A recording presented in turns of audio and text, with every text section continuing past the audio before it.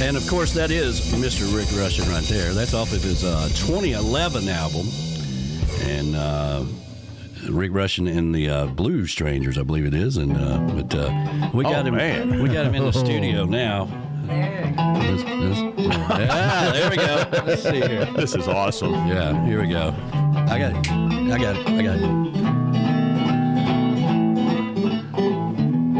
Wow. It's so sunny in the tent. I'm at the Tiki bar with my friends. Yeah. Gonna be playing them blues again at this year's Chattanooga River Band. Yeah, that's right. Where could all my sweet friends be? Hopefully that river been with me. Yeah.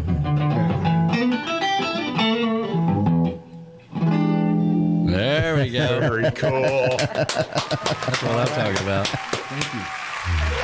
I got this mic on now. It'll be a lot better next time. But so Rick Rushin is in the studio, local blues guitarist. I like to call him a local legend around here. Yeah, but, he's awesome. We've been talking about Wonderlinger Brewery, and they have an open mic down there every Monday, starting at 7 o'clock, I believe, right? It's sign-ups at about 7. Yep. We start at 8. Okay. But it's an open blues jam. There you go. And so they it's really one of the coolest things. You know, we talk about people that come in and out of town all the time. We got a ton of people that come travel through here at the Chocolate Bar and everything else. And you know, this is kind of a secret thing here, so don't let anybody know about it. But I would not tell folks. Yeah, man. But so I thought it was particularly cool because people would just come in with their guitars. They come in with their saxophones, whatever. You guys are jamming. They join you on stage. You pick a song and you jam out to it, man. That's just fantastic. Yeah. And a lot of kids, too. I saw some kids in there that was jamming with you that night. Definitely. Yeah, I mean, a lot of talent in Chattanooga. A lot of talent. I could just name each week. It's so special.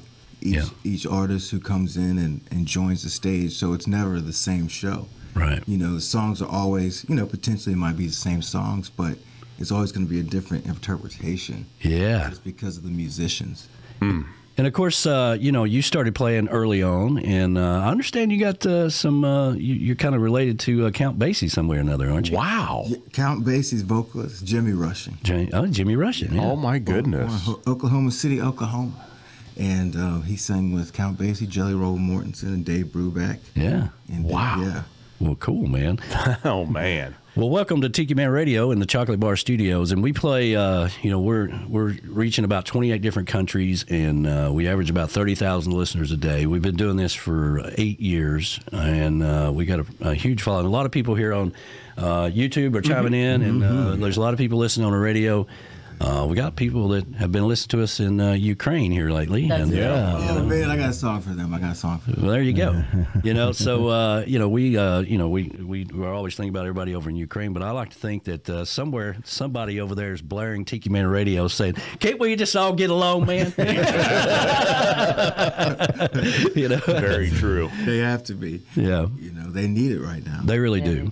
And what we focus on is positive vibes. That's what we focus on. We don't do any type of, not that we don't have our opinions or whatever. We don't do any type of politics or religion, nothing like that. People come to us to escape away from the madness, right? And that's what we try to focus on is positive vibes. And, because that's what, and nothing brings the world better together than music. I agree 100%. And I felt those positive vibes soon I walked in. Thanks, man. Awesome. Yeah. And it's a pleasure to be here. It's a professional spot, man. Yeah, man. Yeah. Mm-hmm. We like to think we're professionals. But we try to be. Can't promise that, but we try. Yeah. We get a break here in a little bit. The Hippie Chick will show you around the whole place out there. We got a stage outside at the Tiki Bar. We have musicians that travel through here all the time. House concerts here in the Chocolate Bar. The sound is fantastic. And I love house concerts because people come and that's what they're here for, to listen to you play and the stories behind it, right? It is. And we charge at the door and you get all that money. So yeah, it's kind of cool. I'd love to do it. Oh man, there you go. I would love to see There you go. I've not seen That sounds like a verbal commitment to me. Yeah. Because that's something I haven't seen here yet. It's a blues show. Okay. But awesome. Congratulations on the Riverbend thing, man. That's kind of cool. Tell us a little bit about that. Well, it was a blessing to be asked to do it, and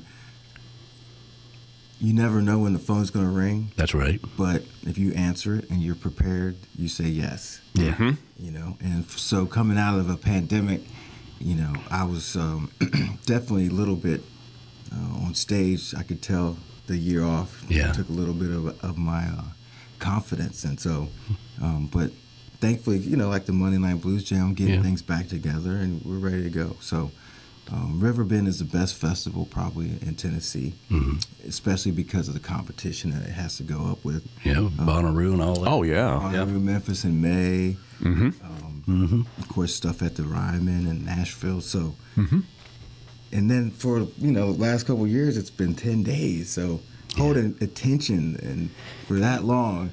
And so now with 3 days, I'm on a solid foundation. I'm sure. I feel like it's better to get that short punch of quality. I was really excited when Songbirds mentioned that they were going to take it over. I thought, well, now we can take it to a whole nother level. Did that fall apart? Or how did that? Are they still running the thing, or do you know? I think some of the staff from there are still booking. Yeah, because they made that announcement prior to the pandemic, and then, you know, everything kind of changed after that. But, right. I try to focus on the positive side of things, and I think that I say this quite often, and people that are listening probably get tired of hearing it, but I think we'll look back on 2020 as a time when you did something different. It was the only time since we've all been alive that we slowed time down, and we were able to, you know, all of a sudden, you know, you didn't go anywhere, everything was closed down. It sucked, but it also gave you time to think and do something that you normally wouldn't have done. Think and look inside. Yeah. You know, that's what, you know, it did for me. Yeah, me too. And new different things. So you have to stretch outside the box to keep the lights on. And to do that with music was more challenging. But with education, opportunities like that with some of my students and teaching guitar helped me get through that. So, you know, it's not just about being able to get up there and shred and play and hear that scream and roar at the end of the song, but generations down the line, you want to be able to say, I did what I could to help these other young stars up there now. Right. And so that's why kind of, you know, Wanderlinger's fun, because we have a lot of, you know, younger talent that come in there as well, try a couple songs. Right. We've got a internship with some kids out in California, Antioch High School out in California, where these kids are learning to be DJs, and I always tell the story that when I was a kid, you know, I lived in Tiftonia, which was you know, we had WFLI over there, right? So us as kids, we'd go over there and they would throw the 45s in a box, and as kids, we'd go home and pretend like we were DJs and stuff. Well, we're working with these kids out there that's in the music department, and they have their own show they do on Tuesday nights, and it's really cool to watch them evolve. I get a pretty good joy out of watching them do this thing, and I'm sure you do, teaching them how to play. Right. And you probably never would have, and maybe you did because you like to do it. Yeah. You like to take those 45s, but you didn't see yourself in this chair No, absolutely not. And that's where the mind blow gets happening, because you start to say, man, I spent a couple hours in the basement learning a couple chords. There you go. Yeah. Wow. Yeah. You know? And now you're on stage and there's, you know, thousands of people out there cheering for you, and, you know. Well, we're both blessed. I mean, you know, the same way with me, when I started doing radio, you know, there was a couple people out there listening or whatever, you know, and then, you know, the following kept on going. And with the pandemic, we had to learn how to do video. And, you know, now we've got people listening in, you know, 28, 30 countries, and it just blows my mind when we get messages from Ukraine and stuff like that. And so we're both very blessed to be able to do what we really like to do. Yeah. And in Chattanooga, we have so many folks moving in. Yes. Oh, yeah. I'm one of them. Yeah. I'm from St. Louis. I get it. Okay. Oh, wait a minute. Louis, Every time he mentions St. Louis, we have to play a soundbite. Anyway, but yeah, both of these guys, Ohio, St. Louis, but Chattanooga, man, we have some friends that come up during a hurricane. a couple, 3-4 years ago, and evacuated from Key West, and they were itching, man. After a couple weeks, they wanted to go down, and they went down to what was that one place we went to? I can't remember now off the top of my head. But anyway, we found a couple of open mics in town.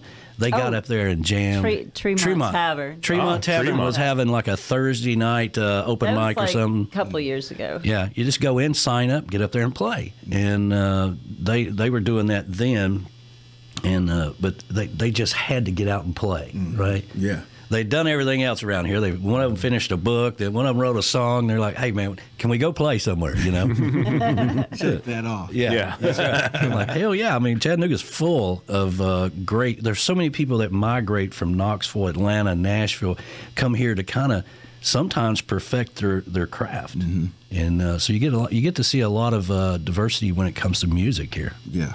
Yeah, it's all types of and. Back in the day with the Big Nine and Bessie and all the stories about the arts and the music on the street. Yeah, that's what Chattanooga was. Yeah. So it's not far away from that today. It's just it's a different time. Well, Hippie Chick and I were born and raised here, so we've lived here our whole lives. We moved off she went to the Marines. She was in the Marines, and I have moved around for the corporate world, but we always come back to because Chattanooga's home. It's one of the most beautiful places to live. We love it. Well, thanks for having me, man. I've been here. Oh, this is awesome. Yeah. Is what this is. It's a treat for us. Man. Yeah, this is fantastic. All right, what you want to play for? Please, yeah. Oh man, it's that.